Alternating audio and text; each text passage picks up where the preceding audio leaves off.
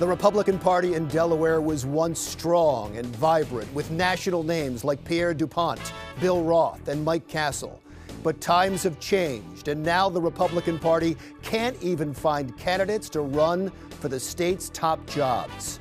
Is the Republican Party dead in Delaware? This is the Delaware Way. Hello, this is Larry Mendte. Welcome to the Delaware Way. This is a show exclusively about newsmakers and news events in and around Delaware, and we are very honored to have as our first guest Delaware Senator Chris Coons. Sir, thank you so much for being here. Thank you, Larry. I need to point out that the existence of this show is partially to your credit and your staff's credit, and the naming of the show, the Delaware Way, is certainly because of your staff, and I'll get to that in a moment, but there's some pressing issues.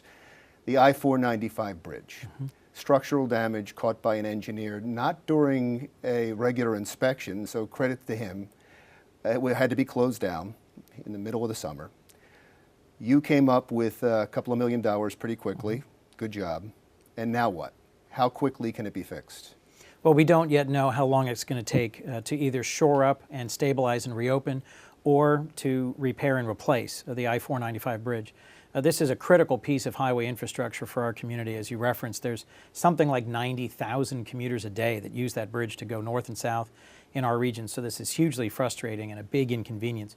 It's also, Larry, a reminder of why we need to come together here in Washington in a bipartisan way to find a solution to funding the repair and replacement, the upgrade, the investment that we need for our bridges and tunnels, our highways and our ports across the country. We are waiting for an engineering report to tell us how long it's going to take and how fundamental the problems are.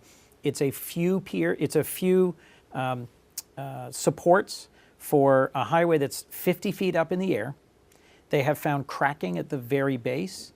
They've stabilized it. They've removed what was likely the source of the shifting, which was roughly 50,000 tons of soil. Can I stop you there? Because I want to talk about that debris and the dirt. It seems like it was dumped there by someone. That means somebody may have illegally dumped that on a federal thoroughfare. Right. Is that an FBI investigation?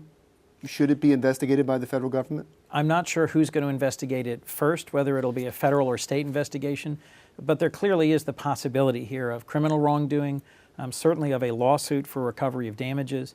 The contractor who intentionally or unintentionally dumped 50,000 tons of soil onto a federal right-of-way is clearly going to be facing some serious challenges. The owner of the contracting company has apologized, has said this was done in error, but this is going to be very costly to fix, and I suspect there will be real consequences for it. I heard the crews will be working double time to try to get at least part of it open by Labor Day. Is that doable? We don't yet know how profound the damage is or how structural it is. I am cautiously optimistic that there's a path forward to shoring it up and stabilizing it. But this is a 40-year-old bridge that carries a lot of traffic. And frankly, if the damage is significant enough, we may end up having to close it and replace it. And that could be very expensive indeed. Let's go to the Wilmington Veterans Hospital. They have been red flagged as one of the hospitals that have left veterans waiting far too long for care. You sent a letter to the director of the hospital asking for assurance that there was no cooking of the books. Right. Have you got a response? I've gotten an initial response. I've had a meeting in person with the new director of the Wilmington VA, and she went over with me and with Congressman Carney and Senator Carper, our congressional delegation, what she'd done since becoming director just 6 weeks before our meeting to address what she admitted were the unacceptably long wait times, particularly for the community-based outreach centers in Dover and in Georgetown. I haven't gotten yet a full, thorough, and to me acceptable response about the plan and the path forward. I'm cautiously optimistic that Congress will enact a bipartisan solution to deal with the VA shortage, the long delays, and the scheduling issues. And a piece of that solution is authorizing the money to allow those veterans who've been waiting too long to immediately go to see doctors at other hospitals so that we can deal with some of the backlog and some of the shortages where we just don't have enough doctors and nurses in VA facilities. One of the solutions seems to be giving some type of card where if you can't get into the VA, That's you right. can go to a doctor and get immediate care if you've had to wait too long. Do you support that? Yes, I do. That will have some expense. It'll have some cost associated with it. And just to be clear, Folks who aren't in the VA system also face some significant delays trying to see specialists, trying to see certain types of care. So we can't wave a magic wand and create a whole new cadre of doctors and nurses to provide care, particularly in rural areas where access to health care is difficult. But if there's anyone in our society who's earned priority access to health care, it's our veterans, particularly veterans who are ailing or who are facing life-threatening illnesses. So I support our spending more money to fix this promptly, and then a long-term structural solution to deal with some of the issues that have bedeviled the VA for far too long. I wanted to turn to this article that was in the News Journal, and the headline of it is Delaware Senator Coons turns on Obama. And it points out that when it was written, you had just voted against his nominee to run the Civil Rights Unit of the Justice Department, and then you gave a speech at the AIPAC policy conference in Washington and criticized his foreign policy. So I just wanted you to respond to this. Is this fair, this article, and do you regret either of these two things? Well, Larry, I am a Democrat. I have supported our president. I have voted with my caucus a majority of the times since I've gotten elected 4 years ago. But I also represent Delaware, and a critical part of the Delaware Way is to stand up and speak independent of the president, even independent of my own party, at times when I disagree. When I disagree with a choice he's made on policy, when I disagree with a choice he might have made in the direction we're taking the country. So in these two instances, I don't regret the fact that I ended up in a different place than the president. Both of those were also controversial or unpopular in Delaware with some folks who I represent. Look, you can't make everybody happy all the time.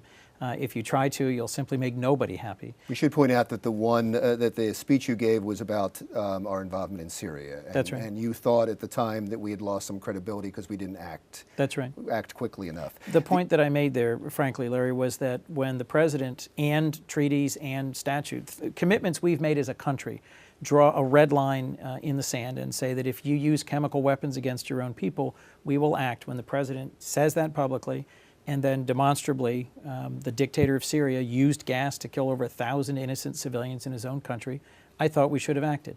That wasn't very popular in my home state, but I thought it was the right thing to do, and what I said at that conference, and I'd say again today, is I think it hurt our standing in the region that we didn't take action when we should have.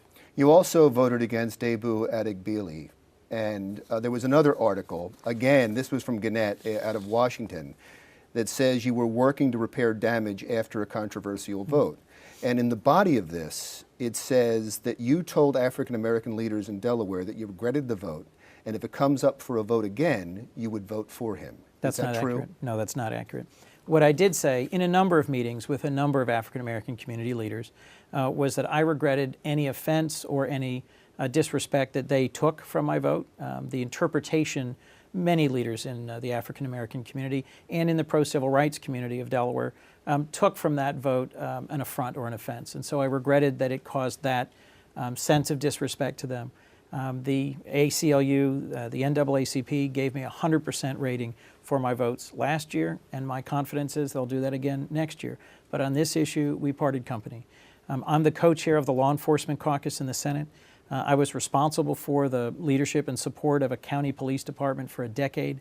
And at the end of the day, having gone 10 years in a row to speak at Police Memorial Day and to speak at Police Academy graduations, a variety of experiences I had had and friendships I'd formed caused me to be uncomfortable voting for Debo Adegbile for final confirmation because of the Mumia Abu-Jamal case in Philadelphia that I think caused a real tense, poisoned, difficult relationship between this particular nominee, who's a very capable and qualified lawyer, and the law enforcement community that he'd have to work closely with in order to be effective as a civil rights leader. Senator Coons, I want to come back with you in a moment after we take a quick break. I want to talk about your manufacturing bill. I want to talk about the possibility of the DNC holding its convention in Philadelphia, and we'll find out exactly what a Delaware Way means when the Delaware Way comes right back.